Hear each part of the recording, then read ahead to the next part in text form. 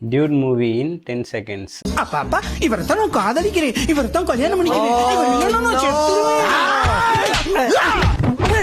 பெத்த அப்பனுக்கும் காதலனுக்கும் நடுவுல நீ நான் யாரா? நான் தான் உனக்கு தாலி கட்டின புருஷனா? அப்போ எனக்கு கல்யாணம் ஆயிடுச்சா? அம்மா அம்மாவா? அம்மா எனக்கு பசிக்குதுமா. அம்மா அம்மா அம்மா அம்மா அப்பா நான் தாயாயிட்டேனா? Every masterpiece has its own cheap copy.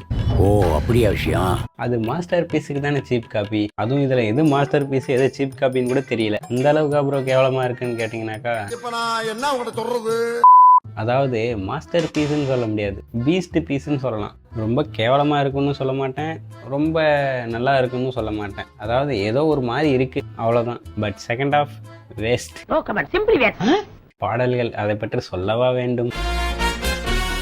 Saibaba நண்பர் பாபா ஓர் கருணாலயம். ஆல்ரெடி மீம் கிரியேட்டர்ஸால முடிஞ்ச அளவுக்கு அதை கழுவி ஊத்திட்டாங்க. ஒரே காது எரைச்சல் தான்.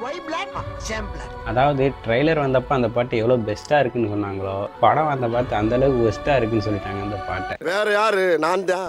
அந்த அளவுக்கு திரும்ப திரும்ப திரும்ப திரும்ப அதே பாட்டே போட்டாங்க.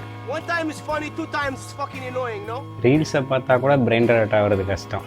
ஆனா அந்த பாட்டை திரும்ப கேட்டேன்.